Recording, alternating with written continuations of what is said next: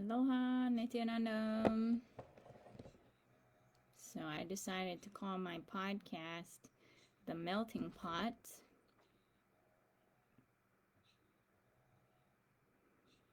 Hold on 1 second, I gotta do the tech check. Thank you for your understanding and patience.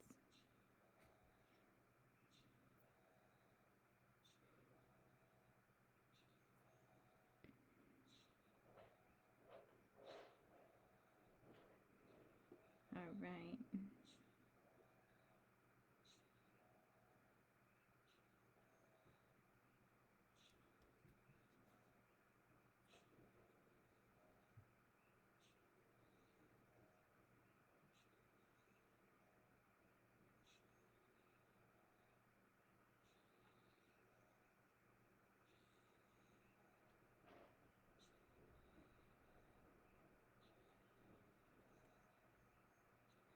All right. So going forward, I'm going to be calling this podcast The Melting Pot because doing investigative diplomatic mediation media, and I highly encourage anybody and everybody to do this for like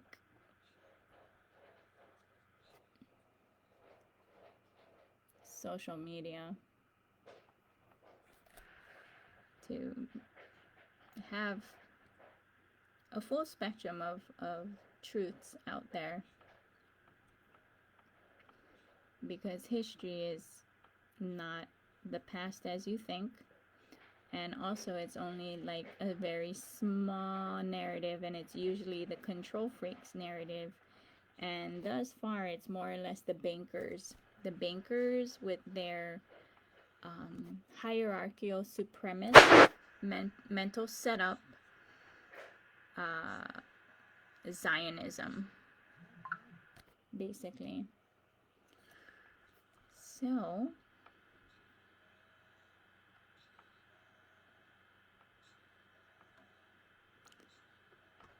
gotta double check, how is it looking?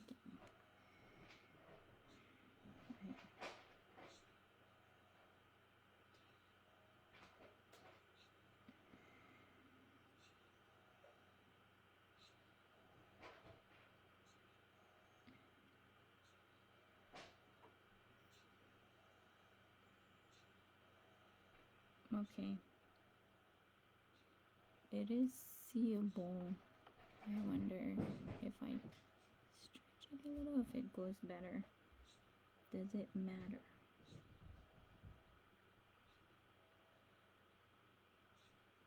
Yeah, it does matter. All right.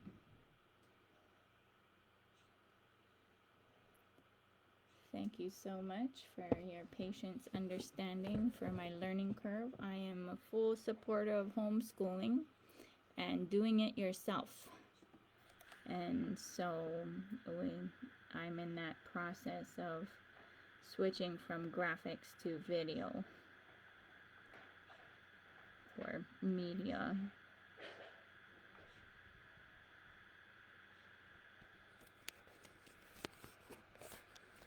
Who am I? Well, these are all the things the core of my being is to empower with independence. Independent of self is true mother worship. Living the full dynamic of my rights to start my own family, lineage, sampradaya, vibe tribe of self-governed families, expressing their own liberated consciousness, ensuring to up-to-date DNA expressions spiritually, economically, and politically. A female form is the walking temple of life, more sacred and holy than all the temples, churches, holy places, and human achievement combined, the last guardians of the future, keeping everything current, including DNA, entrusted by the cosmos, Paramashiva, God. Mothers to initiate third eye and Kundalini through umbilical cord initiation. The 460 powers of Mahadeva are real. Hinduism is real. Mother and father is the first guru. No one will ever grant me my birthright. Women are source of posterity, thus the right to have one's own country and currency, not the UN, not anyone or group. Time is life. And I'm advocating one for one trades or exchanges only. Also on that note, me personally, I don't contract. Okay? When landlords exist, slavery exists. Because you gotta, before you can think about eating, drinking water, breathing, whatever, what have you, you gotta think about to come up with rent or mortgage that for a place you don't even stay at. So no masters, no slaves. Either everyone owns an acre of land or no one owns land. So I'm advocating reforesting planet Earth with food forests. All the yummies. If it was up to me, it'd be like mango and avocado heavy. When bananas, chili peppers, ginger. Kailasa heaven on Buloka earth.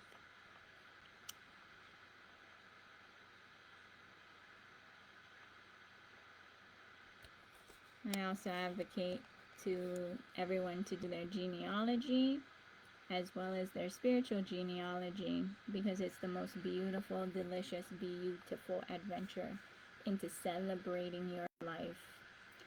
And you will also regain what was stolen or hidden from you, specifically for the colonized countries.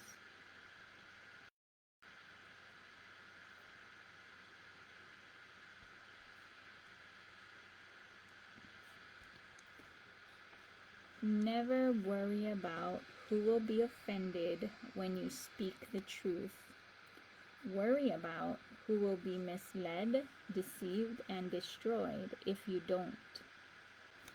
Just be yourself, the world will adjust. I'm living proof of that. I'm always do your own research. I am very serious about this. You fact check people what they're saying, because not only is that for you to know and you can trust yourself in making decisions for you, you don't give up your power of because of ignorance. That is, in Hinduism, ignorance is the only demon in Hinduism, and that can simply be remedied. And so if you are ignorant, ignorance is a choice. Thus, stupidity is a choice. Just like for me, my grammar, it's a choice. I'm not fixing it. See, the thing is even with my grammar, I leave it the way it is because it literally, thoroughly is its own filter. It filters out people that's not my vibration. So it is what it is.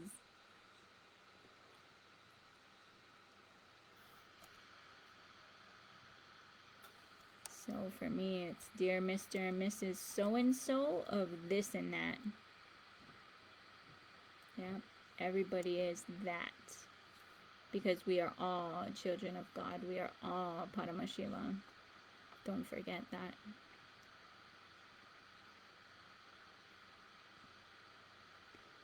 Before we move forward, take the time. I didn't jump in with the communion prayer too. So we'll do this at the same time. Let's invoke oneness or communion or Advaita. You're welcome to say the prayer of your tradition. For me, I prefer silence, being a very inclusive being.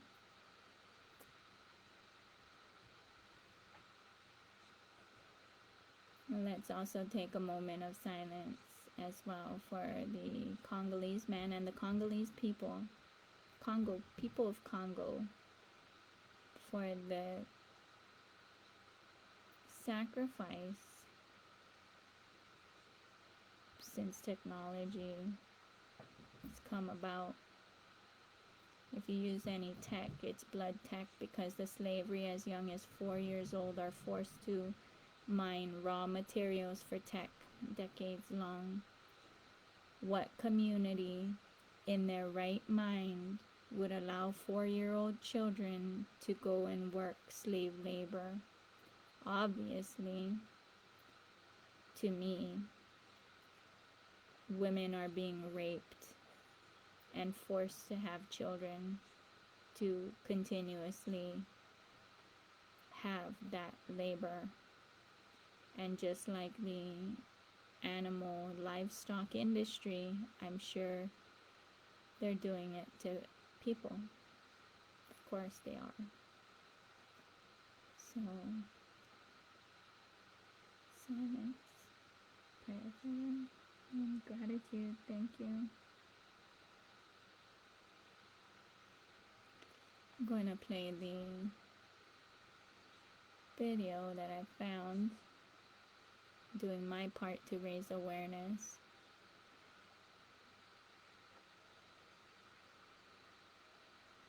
A Congolese man set himself on fire to bring attention to the ongoing genocide and exploitation that is happening to his people in the DRC. The video is circulating all over Twitter, and now it has made its way to TikTok right now.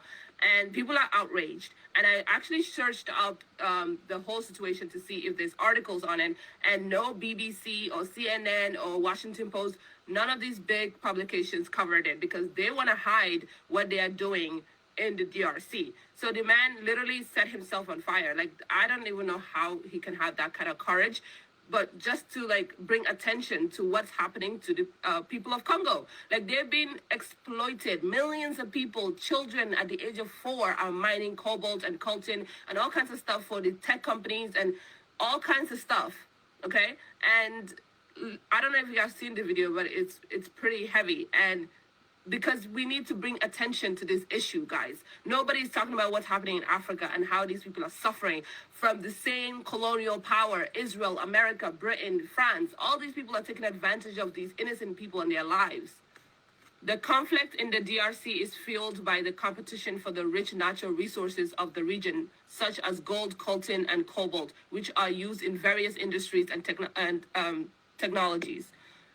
Literally every big company, every tech company, the government, everyone is taking advantage of the Congolese people and their natural resource, which belongs to them, and they're not even profiting from it. They're being forced to mine it. First of all, do all the hard work, risk their lives, and then these people steal it from them and come and make billions of dollars worth of profit off of these people's lives. So please share this video. Make it go wild, even outside of TikTok. If you see other people talking about this, nobody is covering this. There's no news articles covering this. Like, they don't care, because they're gonna lose profits if the world wakes up to support the Congolese people and also the Sudanese people and all the other exploitation and genocides in Africa. So please share this video outside of TikTok. Let's talk about this. The Congolese people desperately need us.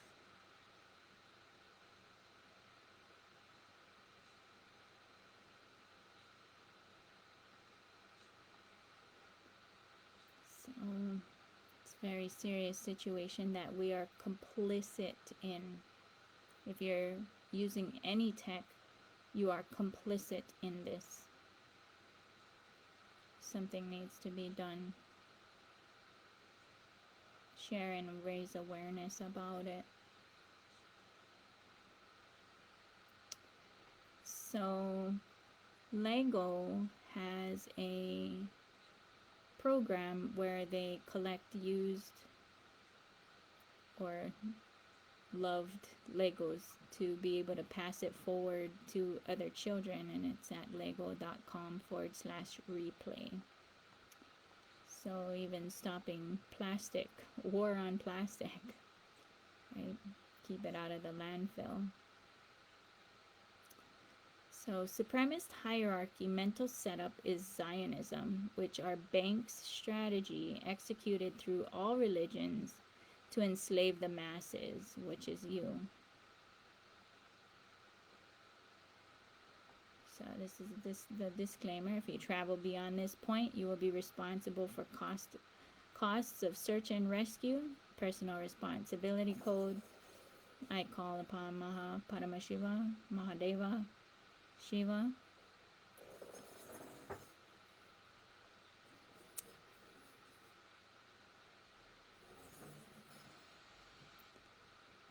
Pose a question every day. Is it intelligent to go into college debt slavery, to pledge allegiance to the bar, British accredited Regency, Britain, to practice American law in Hawaii Kingdom that is an official war zone or American occupation?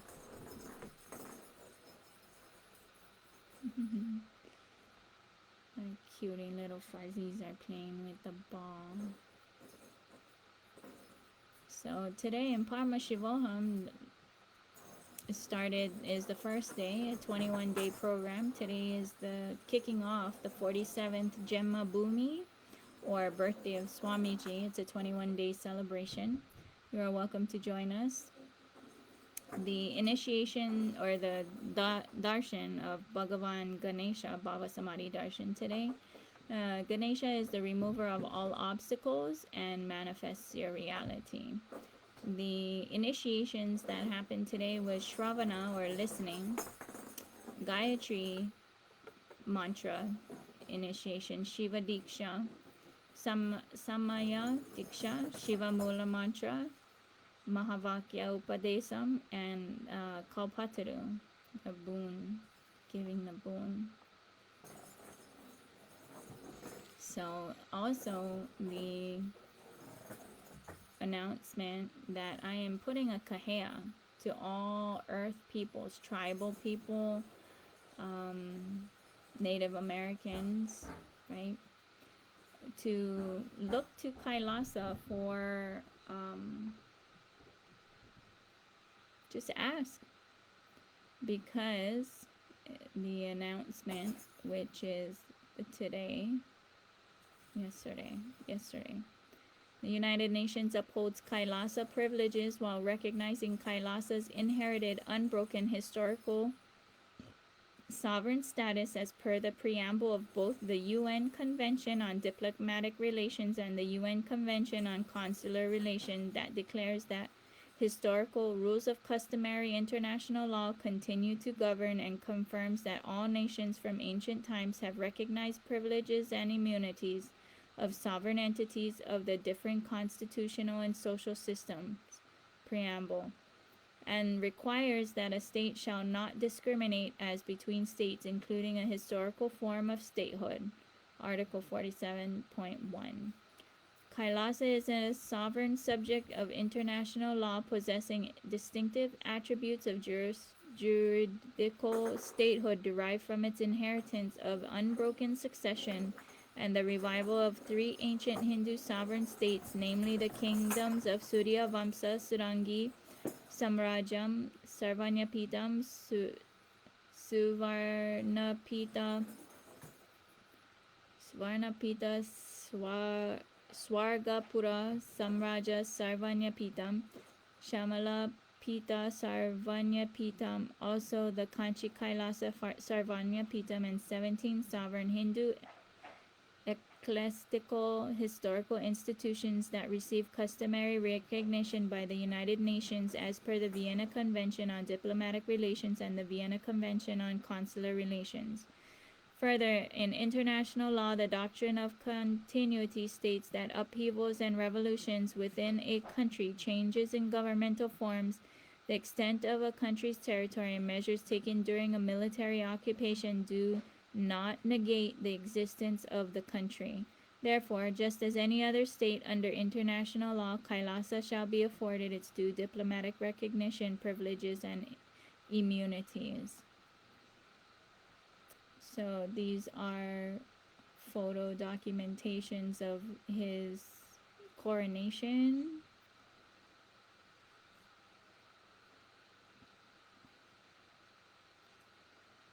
The one on the left is for the Surangi Samraja.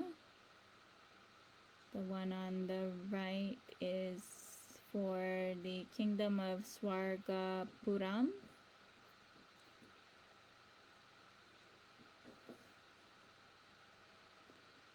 And this one is for the kingdom of Shamalaya Pita Sarvanya Pitam. The other successes that has come through is all of the international mafia media took down their deep fake videos. These are the videos of that were morphed or created, and yeah, just all of that is being cleared up right now. People don't know this, and I'll share it. I should share it more. Is with the extent of attacks being done because Swamiji is here as Paramashiva to initiate third eye and Kundalini and make third eye powers the norm. And so the level of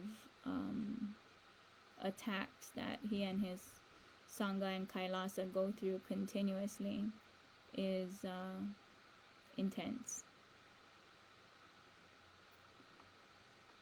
So we're talking about colonizers, and it's a mental setup. It is not contained with one race, because they prey upon those who enjoy ego, of hierarchy, of I'm better than others, which is a silly conversation.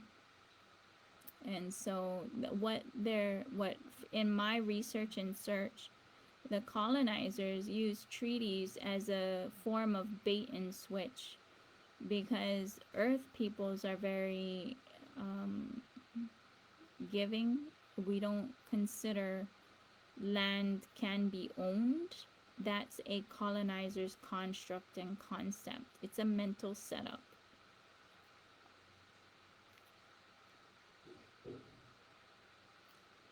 So there's things going around thinking that if you believe Hebrews are entitled to the land of Israel because their ancestors once lived there, right? Because all of it is broken treaties. Treaties are contracts, broken treaties, right? All of it's null and void. Even title insurance, their construct is all based on bait and switch That's the source of the narcissism, from what I can gather, and these are my conclusions. Just looking at everything.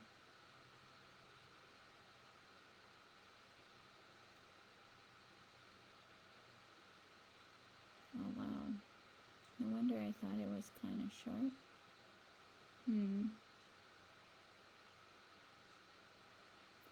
Well,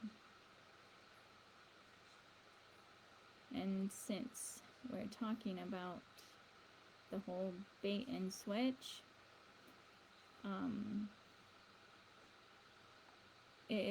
there's, how do you explain this?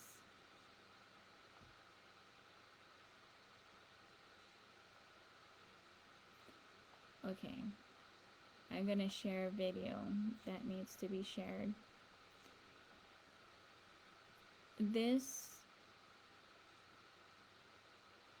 I'm sharing this video because I run into a lot of people who perceive things differently, and when talking about law and deconstructing someone's arguments or whatever,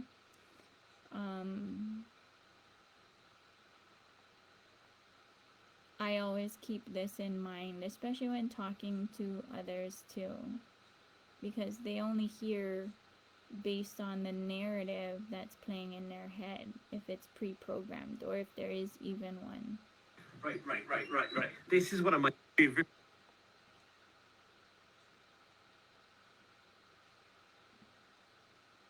Right. This is one of my favorite sentences of all time. Let me tell you why. Every time you say it, if you emphasize a different word, it changes the meaning of the sentence.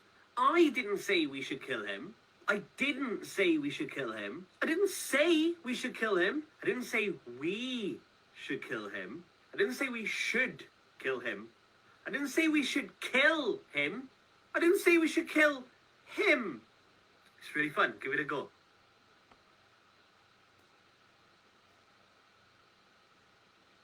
So there is that. So basically when reading things, it's the context and intention of the person reading it, as well as the person writing things, right? From where are they operating from? What is their vested interests for saying what they're saying, and where they what are they trying to accomplish, right? And we're living in a world where there's a lot of mommy and baby grabbing, right?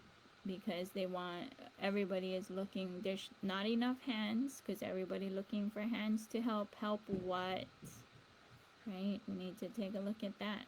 What are we perpetuating? We are personally responsible for what we are perpetuating. So what are we perpetuating? And in this seeking for that truth and where the actual lines are, where does the rubber meet the road in the truth, right? So that's what I've been doing a lot of seeking on, and this is where it's getting very interesting.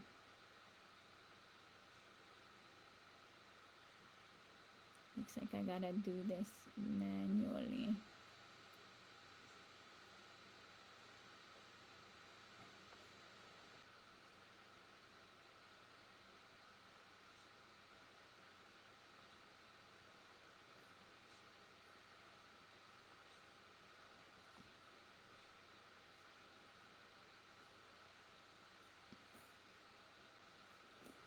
And so since we're talking about, or I'm talking about, the bankers, right? Right now, what are the bankers doing, right? What are the bankers doing? They're the ones that are perpetuating Zion elitist, superiority complex, Zionistic narratives throughout all of the religions or faiths. All of them. And so, I'm gonna share this cutie.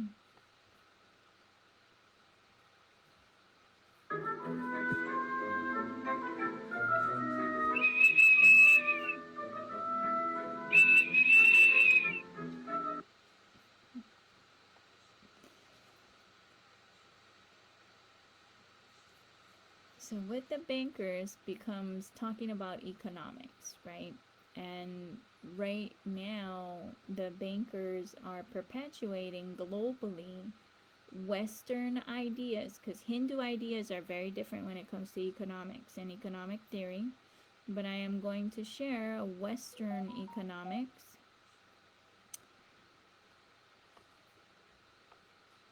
That's why ignorance is not cute. Ignorance is not tolerated in Hinduism. So a constant seeking, well, what is it? What are we dealing with? Because we're fundamentally only dealing with people and their ideas and what they're perpetuating or if they're control freaks, right?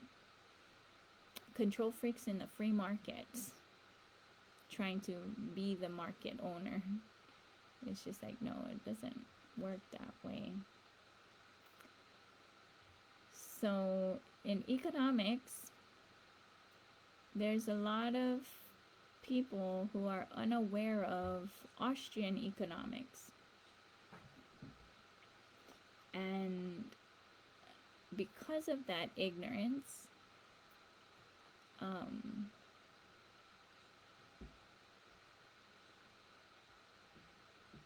as well as the narrative being pushed because of control freaks, because they're looking to keep people perpetuating whatever thought currents that they have, right?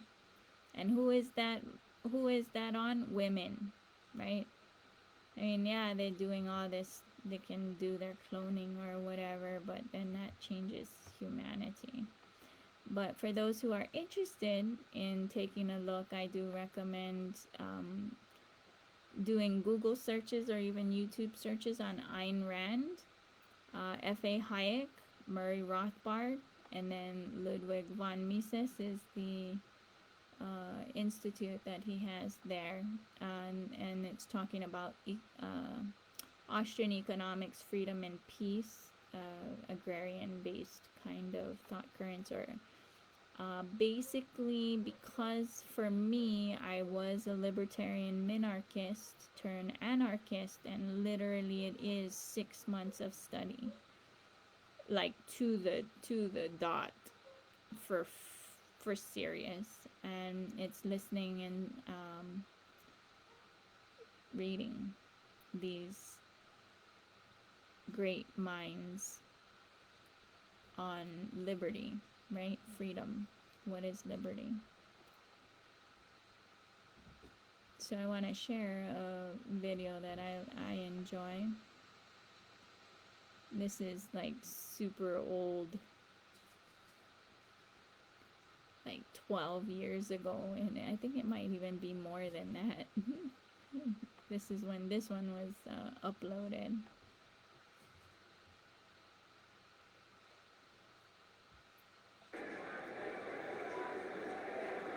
I'm watching you.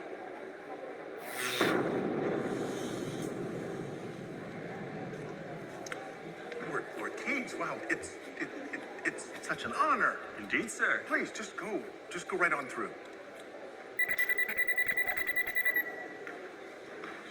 Whoa. Nope. Identification, please.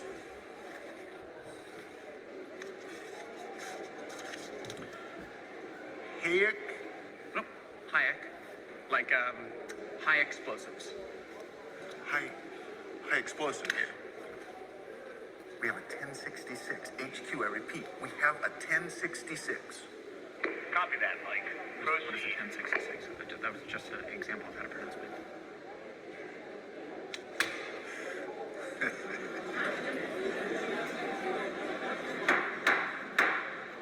Ladies and gentlemen, members of the committee, we are here today to consider the impact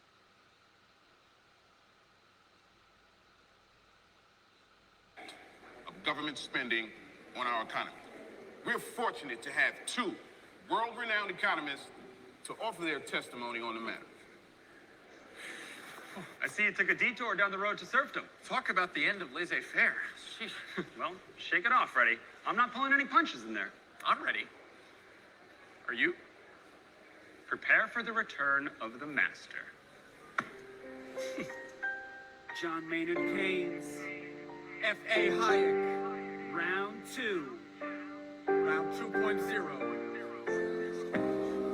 Same economists, same beliefs, new microphones, new mustaches.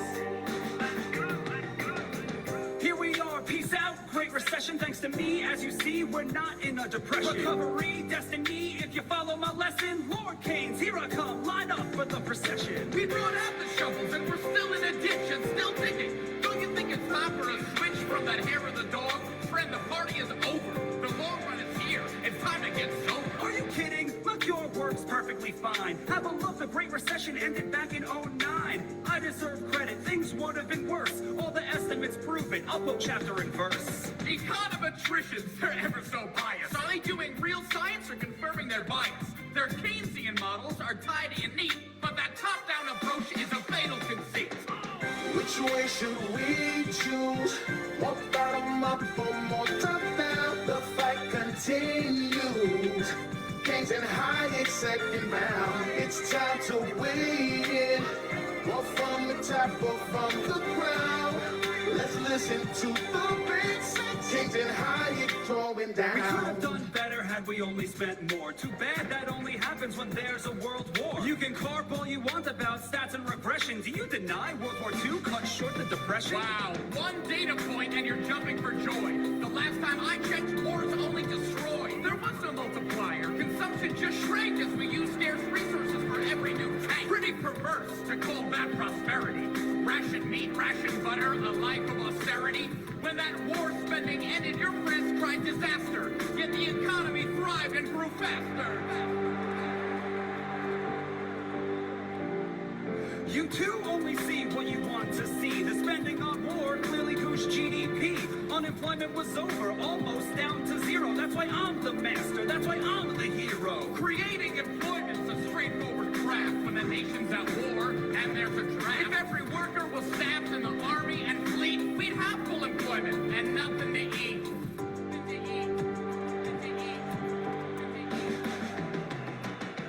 Which way should we choose? More bottom up or more top down? The fight continues. Kings and Hayek second round. It's time to weigh in. More from the top or from the ground. Let's listen to the beats. Kings and Hayek throwing down. Jobs are a means, not the ends in themselves. People work to live better, to put food on the shelves. Real growth means production of what people demand. That's entrepreneurship, not your central plan. My solution is simple and easy to handle. It's spending that matters. Why is that such a scandal? Money slashes through the pipes and the sluices, revitalizing the economy's juices. It's just like an engine that's stalled and gone dark. To bring it to life, we need a quick spark. Spending's the lifeblood that gets the flow going. Where it goes doesn't matter. Just get spending You see flowing. slack in some sectors as a general glut, but some sectors are healthy, only some in a rut. So spending's not free, that's the heart of the matter. Too much is wasted as cronies get fatter. The economy's not a car, there's no engine to stall. No expert can fix it, there's no it at all. The economy's us, we don't need a mechanic. Put away the wrenches, the economy's organic. Which way should we choose? More bottom up or more top down? The fight continues. Kings and Hayek second round. It's time to weigh in. More from the top or from the ground. Let's listen to the beats. Kings and Hayek throwing So down. what would you do to help those unemployed? This is the question you seem to avoid. When we're in a mess, would you have us just wait, doing nothing until markets equilibrate? I don't want to do nothing. There's plenty to do. The question I ponder is who plans for whom? Do I plan for myself or leave it to you? I want plans by the many, not by the few. Let's not repeat what created our troubles. I want real growth, not a series of bubbles. Stop bailing out losers. Let prices work. If we don't try to steer them, they won't go berserk. Come on, are you kidding? Don't Wall Street gyrations challenge a worldview of self-regulation? Even you must admit that the lesson we've learned is more oversight's needed or else we'll get burned. Oversight? The government's long been in bed with those Wall Street execs and the firms that they've led. Capitalism's about profit and loss. You bail at the losers, there's no end to the cause. The lesson I've learned is how little we know. The world is complex, not some circular flow. The economy's not a classic and master in college. To think otherwise is the pretense of knowledge. Which way should we choose? More bottom up or more top down? The fight continues. Kings and Hayek second round. It's time to weigh in. More from the top or from the ground. Let's listen to the beats. Kings and Hayek throwing You get on down. your high horse and you're off to the races. I look at the world on a case-by-case basis. When people are suffering, I roll up my sleeves and do what I can to cure our disease. The future's uncertain, our outlooks are frail. That's why free markets are so prone to fail. In a volatile world, we need more discretion, so state intervention men you move on a board at your whim, their dreams and desires ignored. With political incentives, discretion's a joke. Those dials are twisting, just mirrors and smoke. We need stable rules and real market prices, so prosperity emerges and cuts short the crisis. Give us a chance so we can discover the most valuable ways to serve one another. Which way should we choose? One bottom up or more top down? The fight continues. Kings and Hawaiian second round. It's time to win. Or from the top or from the ground. Let's listen to the beats. Kings and Hawaiian going down.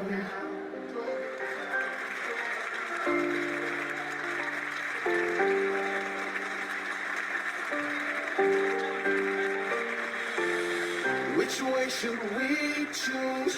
More bottom up or more top down? The fight continues. Kings and Hawaiian second round. It's time to win. Or from the top or from the ground. Let's listen to the beats. Kings and Hawaiian going down. Come get your eco story.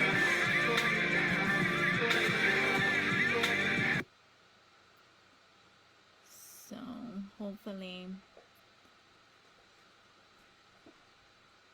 the two perspectives going to bat is ongoing. It's always printing more money since for a very long time. It's always been that way. Now they're just doing some digital whatever, and all of this debt is to who? It's all made up. I'm going to share this video because just to see that there's every place different. Every place operates differently. You know, if every Hawaiian knew what it means to be an advocate for the Hawaiian Kingdom, it means access to land for every Hawaiian upon hitting the age of 21. When you hit the age of 21, you could go down to the Ministry of Interior and get a plot of land on which to build a house and grow food. Thousands of us Hawaiians from the 1850s all the way through till 1893, where it ends, accessed what are called our native tenant rights and got plots of land for themselves and their family. It's very different than the land system we're in right now, where you got to scrap for money to try to get a down payment. That's the American system of land, right? One person in your family dies, everybody's fighting for that one house. You don't have to fight for that one house, you go get your own plot of land, right? That's the Hawaiian system.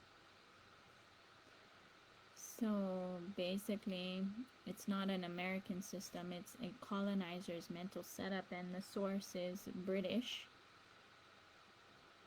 It's the British that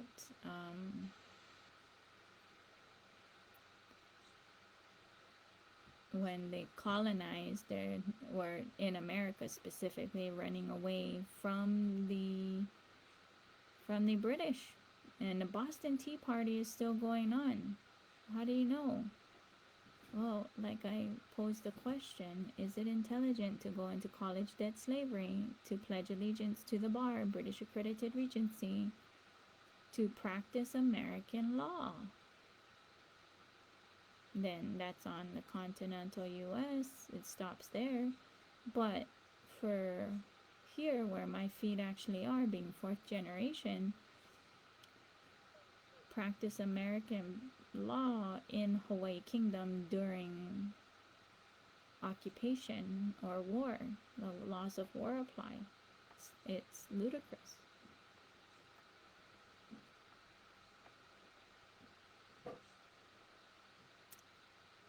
So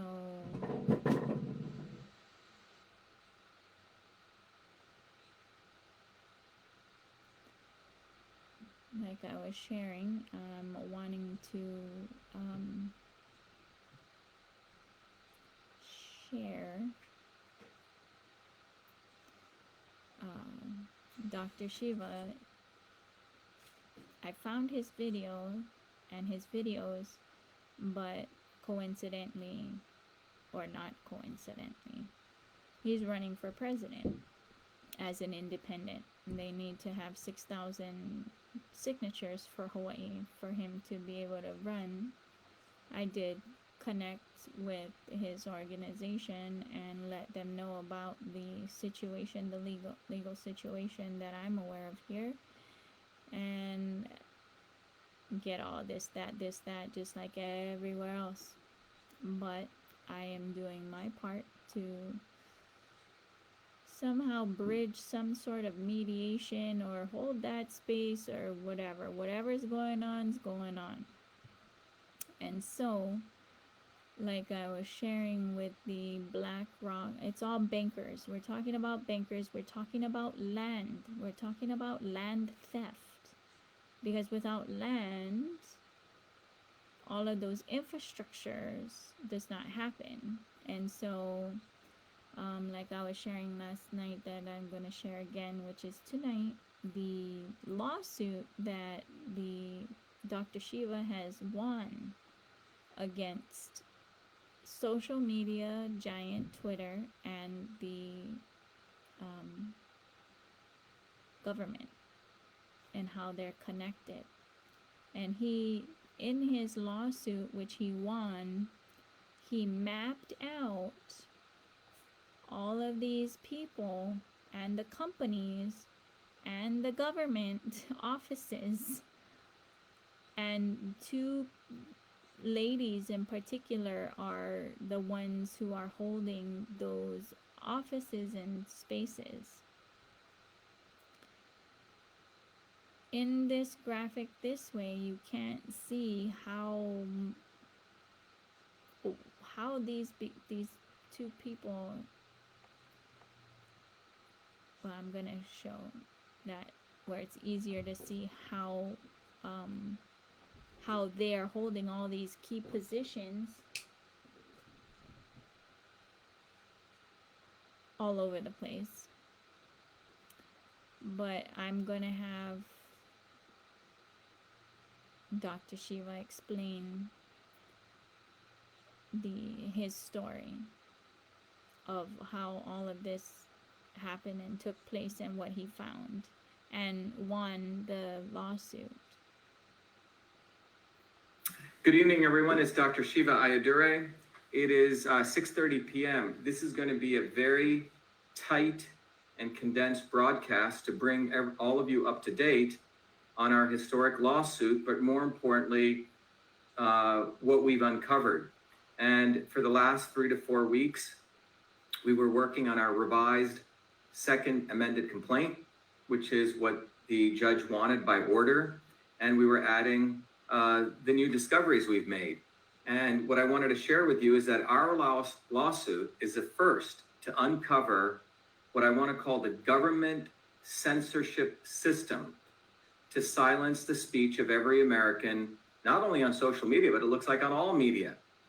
As many of you know, in September of 2020 is when we discovered this infrastructure first existed, because I was the first victim of it while I was running for United States Senate. And I'm going to read you portions of the lawsuit. And on October 30th, at our first hearing in federal court, we were the first ones to find out the first glimpses of this infrastructure that the government of the United States, starting the government of Massachusetts and others, have created a direct portal to social media companies like Twitter to silence speech silently, to launder censorship. And again, we don't expect any of the media to cover it, because the media will only cover buffoons who don't really want to fight it, like Trump, okay? Trump is about making money off everything. Our lawsuit, which is being supported by you, is not about making money, it's actually about winning. So on October 30th is when we discovered this infrastructure.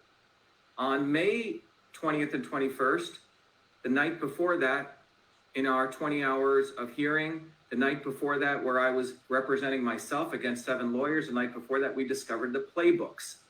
The playbooks, which were written by the defendants in my lawsuit, which expose the actual system that they've created to silence speech of every American. And then more recently, one of our volunteers discovered the Long Fuse report, written by these same election officials and government actors who think that they will tell all of us how they want the world to be. And in particular, they are committed to violating the First Amendment. And that's what our lawsuit alleges in that. So I'm going to walk you through our lawsuit. Then I'm going to share with you the diagram. Every line in that diagram is backed up by facts that anyone can find publicly.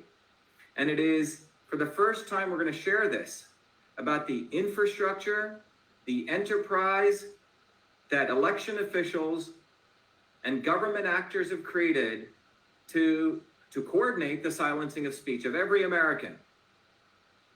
And our lawsuit is the only lawsuit on the planet that was to discover this, that shame on the quote unquote left-wing and right-wing media, shame on Trump, shame on Bernie Sanders. All of these guys will not cover our lawsuit because we're going at the heart of the issue that both left-wing and right-wing, Republican and Democrat, have been coordinating for the last 50 years. And it was heightened with the Patriot Act after 9/11 and gone to where we are today with the formation of CISA, by the way, signed by Trump, to ensure the silencing of speech. Again, our lawsuit is the first uncovered. So let me jump right in. First of all, I want to encourage everyone to go to winbackfreedom.com. Winbackfreedom.com. If you type in right here, winbackfreedom.com, you will find all the elements of this historic lawsuit there for everyone to read. And I encourage all of you to go read it. We're going to read a section of it right now so all of you understand what's going on. It is a 75-page lawsuit that I worked with our attorneys to put together. And it's a very important document because every American, everyone on the planet should read this. But it I guess it takes a, unfortunately, they don't expect, nerds or quote unquote engineers or scientists like myself to ever run for office, because this is all controlled by a bunch of elites who get to run for office and it's their insiders. But because I decided to run for office with all of your support, because they tried to screw us and because we were relentless, we have figured out how they basically have created an infrastructure with the desire to violate the First Amendment. And that's what I want to go over with you today. All right, so let me begin by encouraging everyone, first of all, to go to winbackfreedom.com. And I want to also emphasize to everyone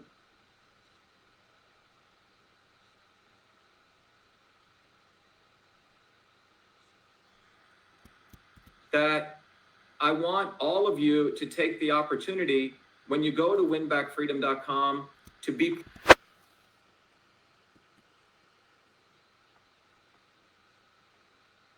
part of this movement. And we've made it accessible to everyone. Everyone donate just $1, because this is not about others who are just raising tens of millions of dollars, be it for election fraud. God knows what they're doing with their money. But this is about building a movement to recognize that the First Amendment in this country has been violated.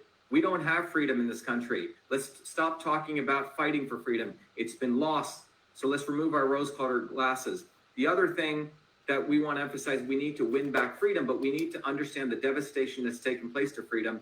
And that's what our lawsuit is bearing naked for the world. All right, so first of all, I want everyone to go to winbackfreedom.com, and I want to walk you through what we've put together for all of you, because you guys asked for this and wanted it, and we've delivered. So if you go, first of all, I want everyone to donate $1, because I want you to be part of this. All right, so it says on July 22nd, 2021, Dr. Shiva, per order from the court, filed a revised second amended complaint, which includes the latest discovery of the domestic censorship infrastructure, a 24/7 speech surveillance system to surveil, blacklist, and silence Americans, created by the RICO defendants. Our case is a RICO case, all right? And these defendants have worked with Twitter, with the Harvard Belfer Center, with the Department of Homeland Security, CISA, and billionaires, including Pierre Omidyar and Mark Zuckerberg. All of these, none of these people were elected by you or I. And to name a few, and you can click on, you can go get the whole lawsuit complaint here, and then there's also a report to the Long Fuse Report.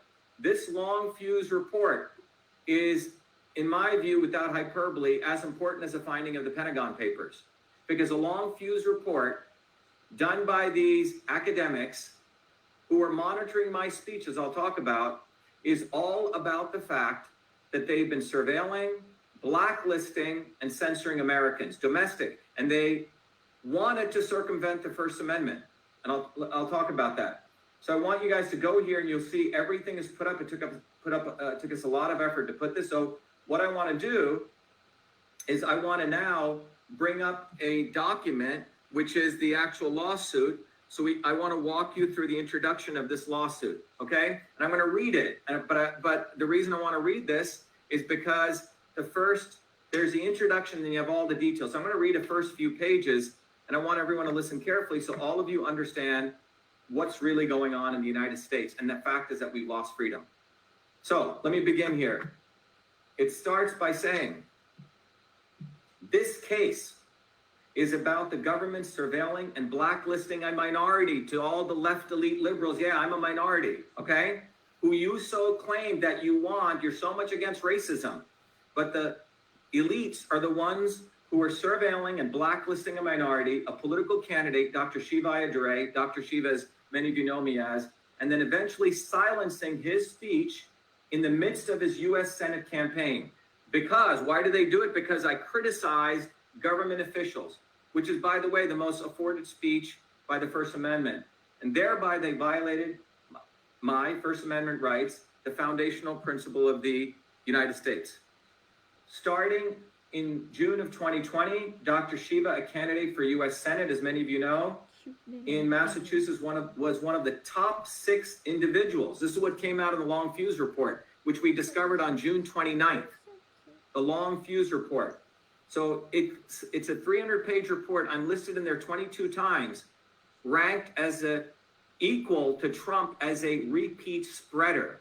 Okay? Quite amazing. But I'm not funded by billionaires. I'm not in the left-wing or right-wing camp. If anything, the Republican GOP does not want an independent base. But what the report said, I was one of the top 6 individuals in the United States who had been identified in the Long Fuse Report as an influence operator. So that's per the playbooks. Remember, the defendants created a playbook, okay? And as an influence operator in the playbook, okay? Let me bring this down again. Created by the difference. And it said that I was under 24/7 surveillance by teams working 4-hour shifts. This is starting as early as June 2020. And they were using an infrastructure of technology and relationships as shown in Exhibit A, and I'm going to bring that up, co-architected by these defendants. The state election director of Massachusetts, the executive director of NASA, all of these people are part of creating an infrastructure, and their names are on the playbooks, and they don't want to hear it. They're freaking out right now because they thought I would just walk away and be happy getting on Twitter. Homie, don't play that game. You know, these people thought that I would just be happy just getting a little thing and walking away. The issue here is these are election officials and non-government or government actors, including Twitter, who have created an infrastructure. So what does that infrastructure look like? Well, I'll show you that shortly. The diagram is quite amazing. But before I go there, let me just continue reading this, okay? What this says is, starting in October of 2017, government officials concluded that though the nature of U.S. elections was decentralized, which means spread across 100,000 jurisdictions and using different kinds of, machines, diverse methods, paper and electronic. And they actually admitted the fact that we had all these different kinds of machines was actually the best way to do cyber hacking. Decentralization is good, they admitted. And this was at a March 21, 2018 U.S. Senate Intelligence Committee hearing. These are people like Amy Cohen. These are people like Eric Rosenbach. And they said, yeah, it's the decentralization is actually good. No one can hack it. But they said they needed to eliminate such decentralization because it was a hindrance to their desire to establish and use a centralized infrastructure with non-government allies. Can you go get the big report, Doug? To fill the gap between domestic government agencies who had no power to curtail speech, and federal intelligence agencies who were forbidden from curtailing domestic speech in order to censor speech by surveilling, blacklisting, and silencing U.S. citizens domestically. You see, the First Amendment doesn't allow them to watch you or I and silence us. So in order to go around that, they created this infrastructure I'm going to show you, and thus allow government officials to violate the First Amendment. So what is that infrastructure? No, Doug, the book. Yeah. So Doug's going to bring the long fuse report. So let me explain what I'm just saying here. That what we discovered, as you know, is that in October 30th, 2020, in my own lawsuit, it was a government that contacted Twitter to shut me down. So just to give you the background, what happened in September? On September 24th, I released 4 email conversations on Twitter, which exposed the fact that the state election director and the Secretary of State, Massachusetts, delete ballot images, which is a violation of federal law.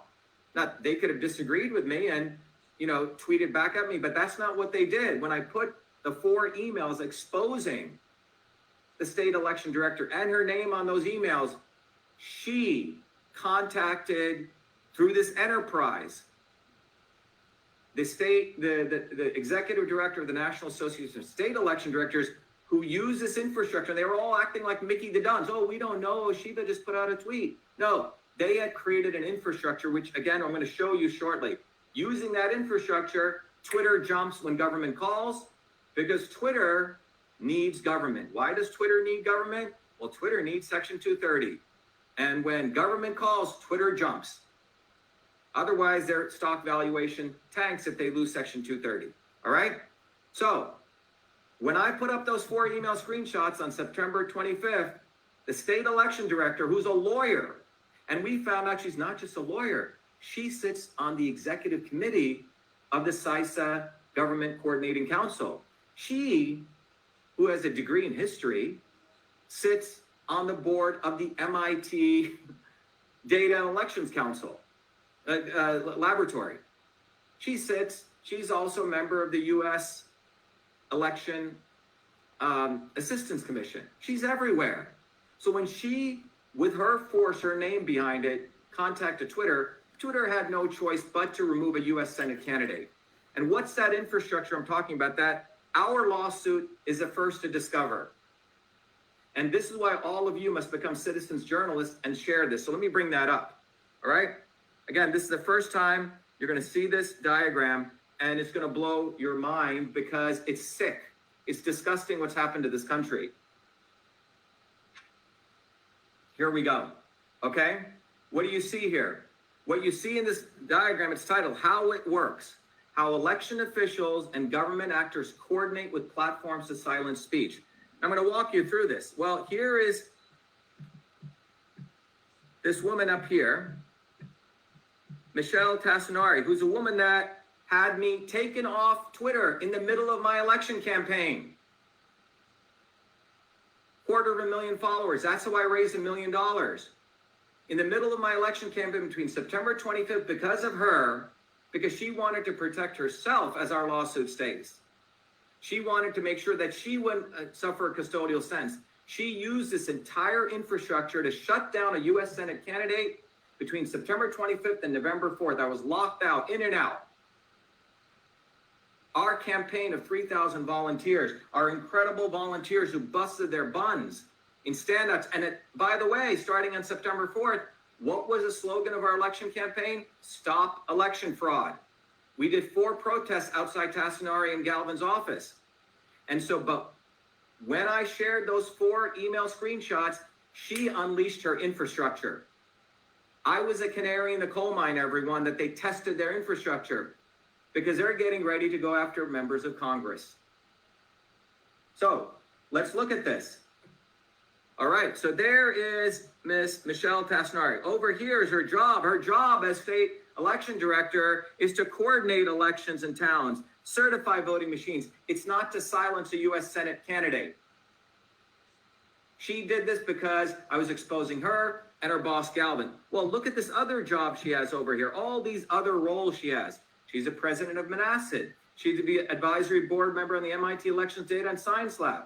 She's on the executive committee of CISA.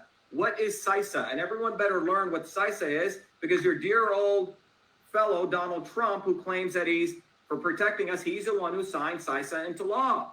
CISA is an organization out of Department of Homeland Security, which has been given so much power to watch over, to look, surveil, and blacklist all of us. They have created this complete, connection with social media companies. All right. So what you see here in this diagram is that she's also on the executive committee of CISA. She's a member of the Council of State Governments. She's a member of the Bipartisan Policy Center. She's also the author of the playbook. There's 4 playbooks. The 2 foundational documents, Michelle Passanari's name is there. She's not your average bear election director. She's more than that. She has high-level security clearance, as our lawsuit brings out. And she's a member of the U.S. So all the blue lines here, there's Tassinari, and she's a member of the Bipartisan Policy Center. And guess who funds that? Okay, well, it's funded by Pierre Omidyar, okay, a billionaire. All right, a nonprofit. None of these people are elected, by the way. You and I didn't elect any of these people, all right? So she's on there with these other election commissioners. She's over here with this fool, Charles Stewart, who's a professor at MIT.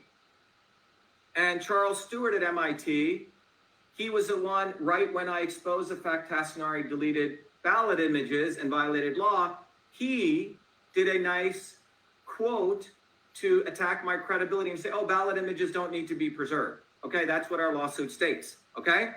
And so why is a woman with a history degree on the MIT Elections Data on Science Lab? Does she really know anything about data analytics or science?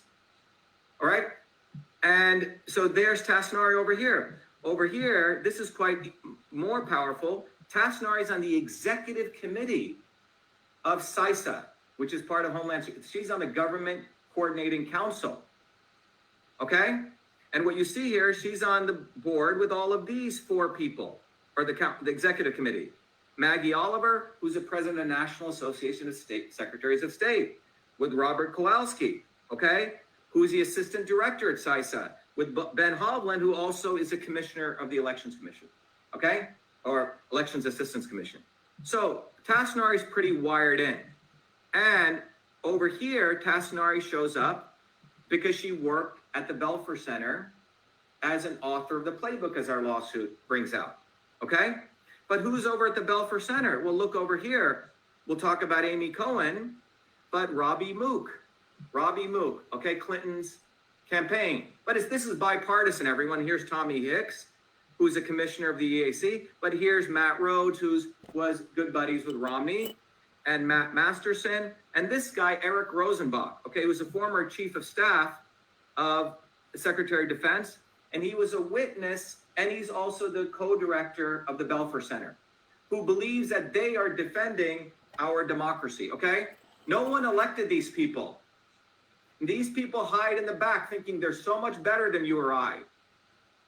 And this guy Rosenbach went to the Intelligence Committee with Amy Cohen on the 21st, and you know what he said? He goes, federal government must oversee social media. The government must be over, and they're saying this all blatantly, everyone. Go look at the March 21st hearing. But when he gave the March 21st hearing, he's there with Cohen and John Kondos, okay, who's a former head of NAS.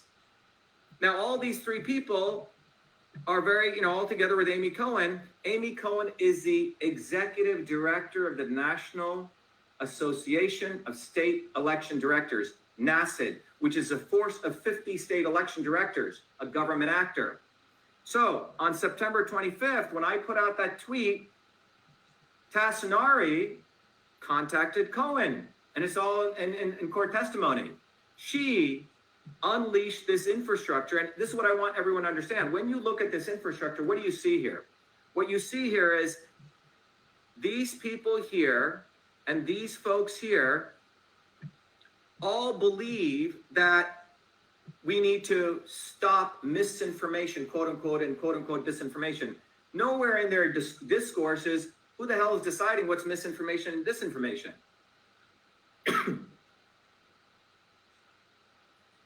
right? It's as though they get to decide. Not that this country was built on the marketplace of ideas, diversity of ideas, real diversity. All of these people, many of them are the same ones who speak out against quote unquote racism. But I'm a brown-skinned Indian guy, a minority, and they did not want me. They wanted me shaking my head, okay, sir, everything is fine. That's what they wanted. Because in their box, Indians like me are supposed to stay in their box. I'm not supposed to speak out. I'm supposed to be a Gandhian, okay? That's what they really don't like. Because deep down in them, they do not want the diversity of ideas. And we have to understand the diversity of ideas is what leads to science and innovation. And that's what made America great. It's innovation, and it comes from all sorts of wild ideas in the open marketplace of ideas. These guys do not like that.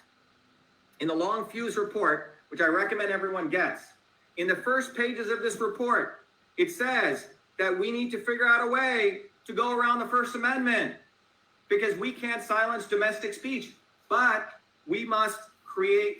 Let me read this to you. It says it right here, okay? It's quite amazing what this says. It says in this document that they need to create non-governmental entities to fill the gap, okay? This is what it says. It says U.S. elections are decentralized. Almost 100 state and local election officials are primarily responsible for the operation of elections. Dozens of federal agencies support this effort. However, none of these federal agencies has a focus or an authority regarding election misinformation originating from domestic sources, which is you and I within the United States. This limited federal role reveals a critical gap for non-government entities to fulfill. They're saying that we need to launder censorship. So what they did, everyone, what our lawsuit, again, was the first to discover, and by the way, Tucker Carlson won't cover this because he'll just talk about when it's necessary to get your eyeballs. Stop following that fool, little preppy boy. Okay, what you see here is that these people, these non-governmental government actors, okay, since 2017, have been creating these blueprint documents. They're all right here, all publicly available. But I guess it takes a guy who still values the First Amendment to connect the dots. These documents are the playbooks. Here's a Long Fuse report, so the playbooks over here were created by the defendants and these folks who think they know better, right? And the playbook outlines step by step how they will silence speech, how they'll brand someone an influence operator. That's what they did to me. So they were surveilling me since June. They had blacklisted me as a repeat spreader, as they call it, someone whose word goes viral. I'm noted as top 6 people in the Long Fuse report. And then what they've done is these documents are the blueprints to these groups, CISA out of Homeland Security, NASA and NAS, and the Department of State. And these groups, using those blueprints, have created, through a nonprofit, an infrastructure called the Election Infrastructure ISAC, brought to you by a nonprofit agency, which guess who funds that? Look over here, Pure Omidyar, okay? Through the Democracy Fund.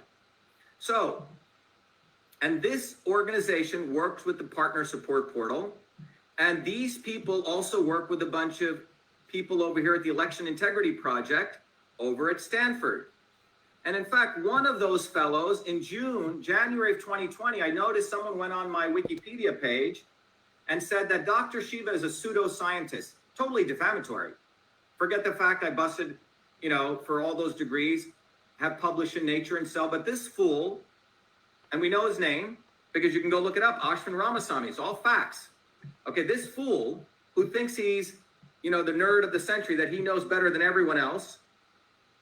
Okay, this guy went on Wikipedia and said I'm a pseudoscientist. And at that time, on January of 2020, I was saying, wow, is this related to what's going on in my lawsuit? Well, guess what? We found this guy is one of the authors of the Long Fuse report, which was tracking me.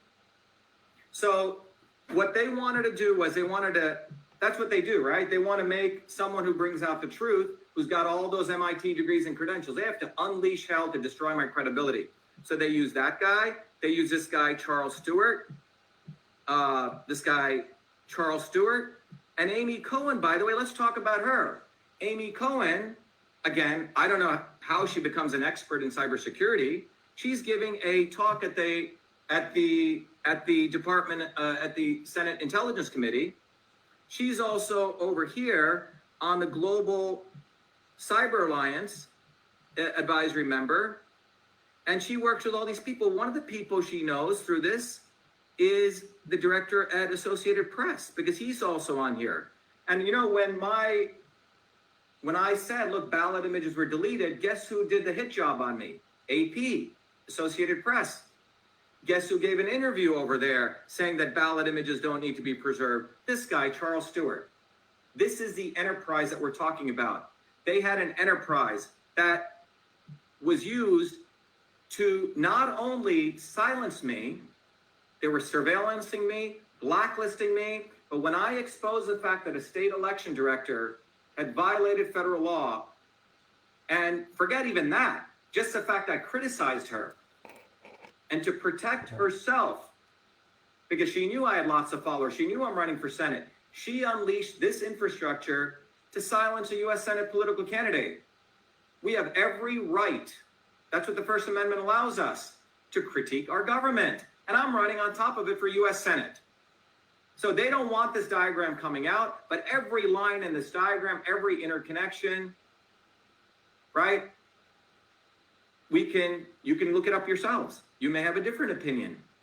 But finally, what I want to end with is over here, you see these three little people over here. When Michelle Tasnari contacted Amy Cohen to silence me, that went over to Twitter.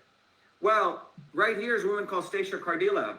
She is the deputy general counsel at Twitter. She filed a false affidavit. She said, you know, we decided to take Dr. Shiva off. The government had nothing to do with it. Remember, I was taken off on September 24th, all the way into my election was over on November 3rd. After that, I was back on Twitter. And then when I again shared those 4 screenshots on February 1st in a class I was teaching, bang, I'm taken off again within 17 minutes. Well, this woman, Stacia Cardilla, lied through her teeth in her affidavit, and we brought it up to the judge. She said, oh, Twitter decided to take Dr. Shiva off. We first did a review, and then we did this. It took 3 days. Well, I was taken off in 17 minutes. I brought that up to the judge. And she acted as though she didn't even know who Tasnari was. Well, guess what? We found a document saying that she participated in a winter conference, the NACID winter conference, that she concealed from the court. She knows all these people. So I have to get going to a class, but I just wanted to give you guys, because everyone's been asking me, what's going on with your lawsuit, Dr. Shiva? This is how it works. This is how election officials, and I'll do a whole nother long session tomorrow. We're just beginning, everyone. We are just beginning. But I can tell you this, that we have lost freedom in this country. And it's not going to come from Donald Trump. Donald Trump takes a real solution, and you know, I supported him, I gave him money, I put up signs for him, but he takes a real solution and then he gives a fake solution. I mean, takes a real problem and delivers a fake solution. He makes money, guys. That's what he's about. Our movement, by volunteers, by people like you, is actually about going after them and making them accountable. They try to get away with what's called qualified immunity. These people knew what they did. There's case law saying they should not be doing that, and yet they did it. And you know why this is happening? Because the American people have been outsourcing their activism to scumbags called Republicans and Democrats, to Bernies and Trumps. I'm sorry, that's the way it is. I have to tell you the truth. So it's time that you all become part of a movement, a bottoms-up movement. Go look at the history of the American working class. We didn't get anything given to us. It was through struggle, through building movements. You know what you want to think about? Think about The Godfather, a bunch of, the Dons sitting around a table. And in the old days, they split up territories. You know what they split up today? They split up narratives. Okay, Hillary Clinton, you get climate change, or AOC, you get to talk about climate change. Donald Trump, you get to own election fraud. He's not going to do anything. Let's talk about it and make money, okay? Hey, you get to own this area. You get to own Russian collusion. That's what they're doing. The Republicans and Democrats split up black and white. They split us across left and right. They never will do anything. Our lawsuit is the most historic lawsuit. We were the first to expose this. And what we need to do is build the movement. You will not find this diagram anywhere else. This is pure truth. It is truth because what we're sharing here is in our lawsuit. Everyone should go check it out in the lawsuit. Everything is in there. We are sharing with people what's actually going on in this country. What's actually going on is they've created an infrastructure. We call it the censorship system. They've created this system to launder censorship. So when you go through this diagram, what you're seeing here is these government actors right here. What's going on here? State election officials can use a nonprofit to shut down a U.S. Senate candidate. This is called laundering censorship. So you know what? They can say, we didn't do it. They did it. No, you did it because you're the ones who created this entire infrastructure. That's why our lawsuit is a RICO lawsuit. We're bringing it's an enterprise. And I want all of you, if you're serious about this country and you really want to save this country, step one, we've lost the First Amendment. I was a canary in the coal mine that they tested this on. The next is going to be a member of Congress. And go to winbackfreedom.com, donate $1, be part of this movement, because without freedom, there will be no access to truth, there'd be no health, and it's game, set, match. But most importantly, the reason they want to censor us is they want to cut the neck off real diversity. The diversity that they talk about, black, yellow, white, whatever, transgender, that's not real diversity. Real diversity is a diversity of ideas. Places like Harvard have created a multiracial aristocracy. They got black people, yellow people, but they all think the same way. That's what they want. The issue is we need a diversity of ideas, real diversity. These people are actually the real racists. They want to segregate everyone into little boxes. They don't want me to have a different thought. They don't want you to have a different thought. They hate the First Amendment. They want to go back to the British Commonwealth. That's what we have to get in our heads. They hate the First Amendment. There's a reason the zeitgeist, that's this fool, Harry, is here a month ago and he says the First Amendment is bonkers. I want you guys to think. I want you guys to go to Win Back Freedom, read this lawsuit, analyze this diagram, share it with your friends. It's time you wake up and recognize you got to let go of Republican and Democrat. That's what this is about. I'll come back tomorrow, but go to winbackfreedom.com. $1. It's easy for you to be part of this movement, but study this lawsuit. It's the second, third PhD, okay? Thank you. Be well.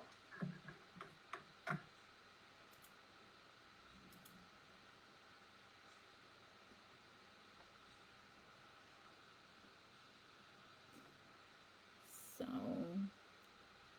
his website is winbackfreedom.com. This is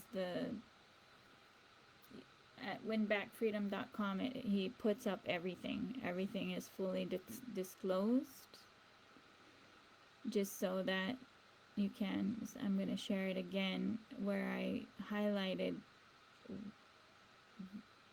the individuals as to where their job and position is, and this whole setup to not allow freedom of speech. Now again, Facebook is deleting my posts. They won't say why they delete it, but they are deleting it. Whatever is going on is going on. So equally, even for me, I have no aspirations to run for office or anything like that, but still, just the things that I'm encountering. And if anyone knows, like, I had one of my Facebook accounts shut down, completely shut down for being a food activist against GMO. And yeah, so things get very interesting for those who will start speaking up.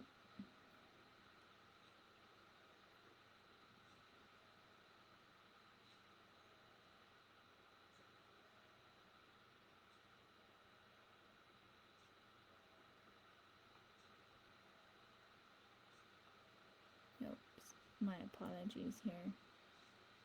Here is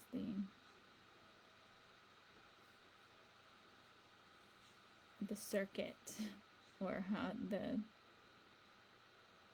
it's just speechless to the extent to do the research to this extent. But again, with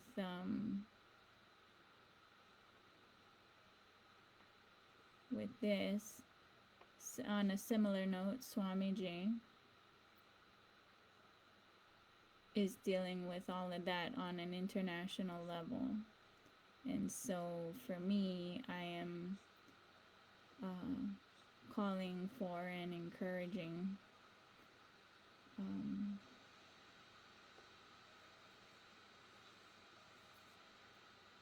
people to connect, or tribes, indigenous Aboriginal cultures to connect with Kailasa, because of the success they're having internationally as well,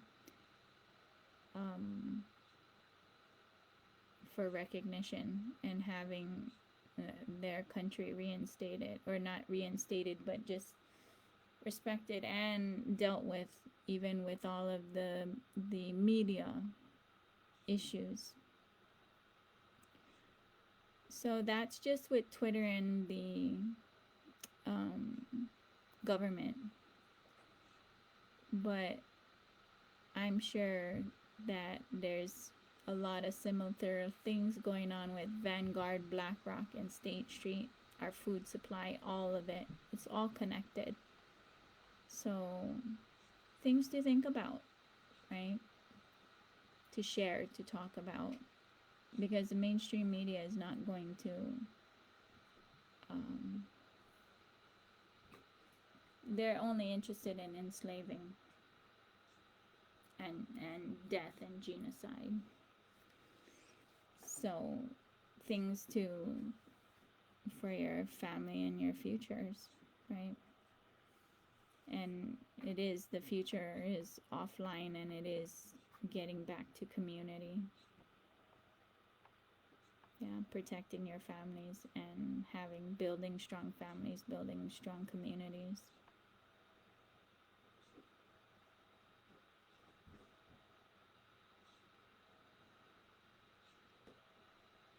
Thank you so much for being here and listening. I was going to go ahead and do an unclutching, but it's already 1 a.m. And so I did put the link in the unclutching in the description. If you want to do unclutching meditation, you are welcome to do that at that. But for me, I'm going to go to bed because I gotta get up in an hour and a half. So thank you for being here. Thank you for listening. Do a closing prayer for peace. Peace for me, peace for you, peace for global peace. You're welcome to say the prayer of your tradition. For me, again, I prefer silence. Just thank you so much. Have a good evening. Aloha. Nityanandam.